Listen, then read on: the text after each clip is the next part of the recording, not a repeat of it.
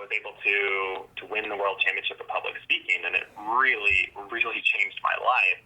The next day after I won, I woke up to 269 emails asking me to speak, and wow. I remember looking at my wife and saying, wait, this is a job. Keeping yourself motivated takes work. If you don't work out your body, you get fat. If you don't work on your motivation, you become unmotivated. Welcome to the Motivational Voice Podcast, your source for inspiration and motivation to achieve your goals, empowering you one word at a time. Umar Jang is an author and a blogger, and he will get you motivated to do whatever you need to do. This is Motivational Voice Podcast, and this is Umar Jang.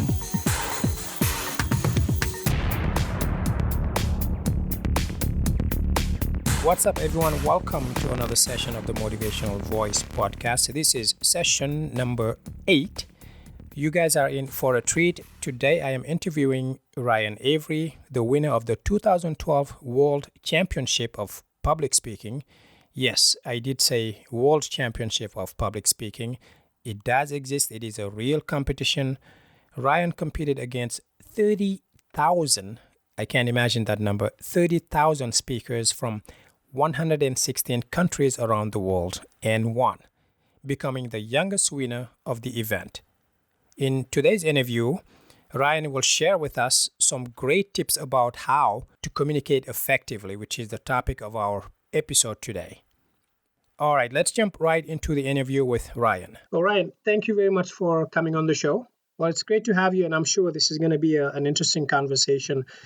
Today, we're talking about how to be an effective communicator. And I know you have a lot of experience in terms of public speaking, and you're doing a lot of work in your own business that circles around effective speaking skills and public speaking, as well as communication. Could you tell us a little bit about a few years back? You gave a great speech that I think got a lot of people's attention. Could you talk a little bit about that? What that experience was like for you? Yeah, so you're referring to the World Championship? Exactly, yeah, to the World Championships of Public Speaking. Yeah, so I was being a normal 20-something-year-old about 4 years ago in 2012. I'm 29 now, and I was 25 then, and I was in the mood to do something big and bold, and I didn't really know what it was, and I was watching several hours of YouTube videos. And when I was watching these YouTube videos, I came across this person going for the World Championship of Public Speaking, and at that time, I had never given a professional speech or a speech in my life, and I thought, man, this is something I could do, I think I could win this. So I told my wife I wanted to do it, and I needed a coach, and so she decided to coach me. It's through an organization called Toastmasters International, where 30,000 people from 116 countries compete for the contest every year. It takes 6 rounds of competition over about 8 months throughout. And in 2012, with the help from my wife, from the people that it's called District 7 is the one I was in.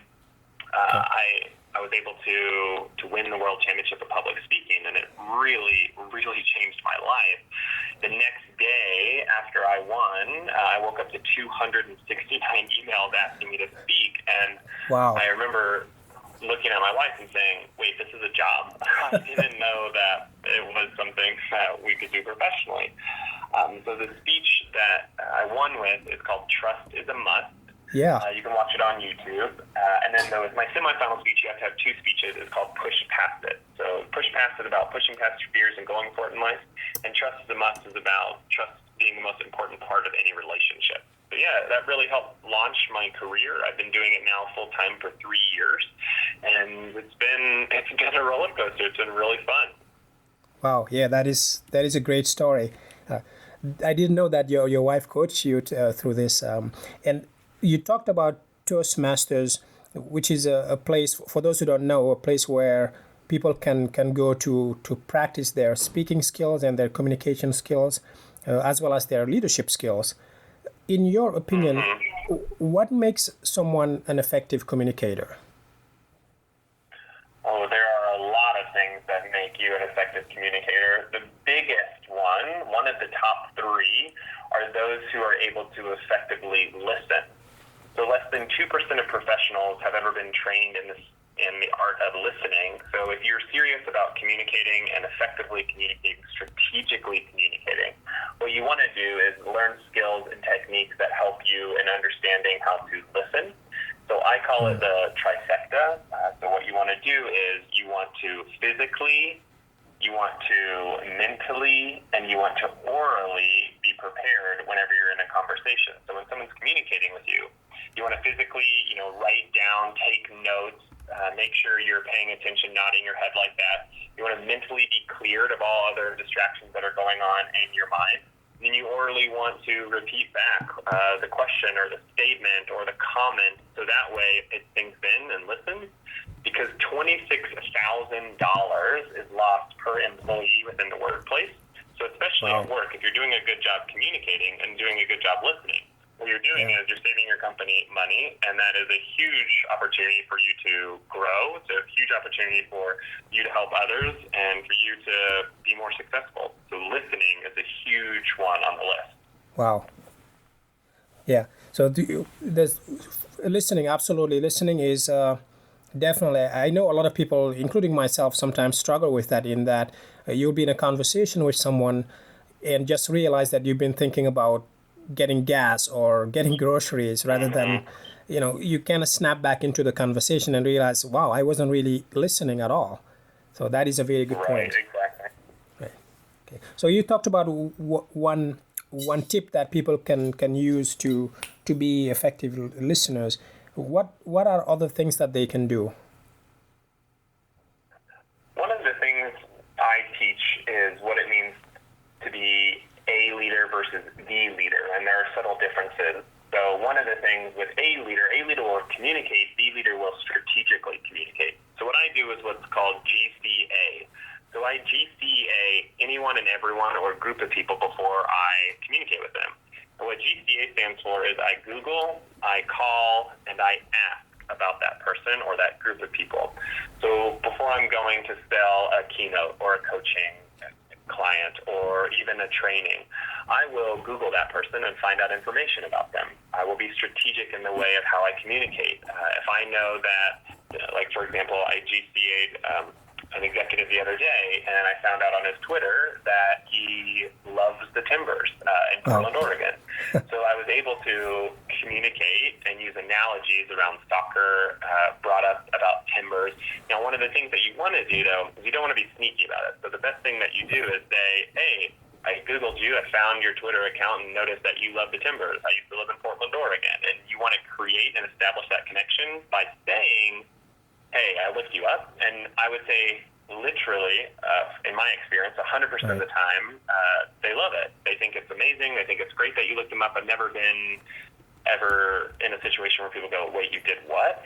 Because they're putting it out there. They are wanting you to hear it. Now, some people don't have LinkedIn. They don't have Twitter. So that's where you call, right? You call the assistant. You call the office. You call somebody that might know somebody about that person or group, and you find out information about them. And then you ask around, who knows this person? So one of my idols is James C. Humes. He's the father of American public speaking. Couldn't Google him, couldn't call anyone, so I asked around, and I asked a neighbor of a client of somebody who had his contact information, had his phone number, had an email, and I finally got his information. So strategically be communicating whenever you're going out by using GCA. GCA, that's an interesting acronym. I don't think I've ever heard about the acronym itself. That's interesting. Right. Yeah. So listen, GCA, and anything else, any other tips that someone would want to consider in terms of becoming a better communicator? What was the question? You cut out. I apologize. So are there any other tips that someone would need to consider as far as becoming a better communicator? Yeah, there are several. What I would do is I would recommend picking up several books, reading books on a regular basis. So one of the best books that I would recommend is James C. Humes' book, Speak Like Churchill, Stand Like Lincoln. That's another tip. There are literally so many things that you can learn through communication. James reminded me the art of communication is the language of leadership. So we want to constantly be learning our language and constantly learning how we can improve, how we can get better, how we can be more fluent, more engaging, and get people to take action. Right, right. No, great tips. That's excellent. Right. Are there any differences between communication we have at home and communication in the workplace? Not so much that I see. I think communication is universal in the way of what we're ultimately wanting to do. So the word communication, when you break it down, com means with, uni means one, and to get communication means together, right? So you're coming together with one thing in mind to understand one thing or do one thing. So whether that's at home or at work, very similar strategies are useful, right? Listening at home and listening at work, very important. Making sure that you are touching base and connecting and using knowledge that you read in books at home and at the workplace is very important. Right, right. No, that's a very good point. Right. Have you always been a natural communicator, or did you have to work at it? Oh, I had to work at it, definitely. Really? I think we all have to work at it because we're not taught communication in school, right? So the three biggest things that Americans face are business, meaning they don't know or understand business. They don't understand relationships, or they have trouble with relationships and communication, and money problems, right? So think about in our schooling system, if we had classes that taught us how to manage our money, how to communicate and build better relationships, and how to run, work, be part of a business. So you shouldn't think that it's some natural thing to have. So some people, they call me talented, and I don't like that word because I'm not talented, I'm dedicated. I am dedicated to the art of communication. I'm dedicated to getting better. I'm dedicated to understanding the art of communication so I can be the most successful leader that I am. And it's not about talent. There are very few people who are talented. When you see somebody who's talented, what you're ultimately seeing is dedication behind that. So yes, I had to work very hard, and I still do work very hard on communicating. Right, right. No, that's a good point. If I think about where I was when I was when I was a teenager versus as I grew up and went into the corporate world and started working, I was a shy kid, and it took a while for me to learn how to get myself out there and how to be more open. And I think it took a trial by fire. But to your point, you almost need to work at everything in life to improve. So that's a very, very good point. Now, thank you very much. This was very, very enlightening.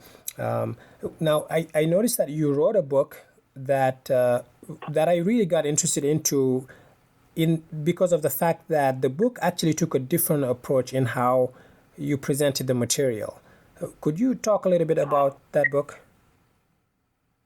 Yeah, the book is called Speaker, Leader, Champion. I co-wrote it with best-selling author Jeremy Donovan. It has 92 tips in there of how to be a better speaker.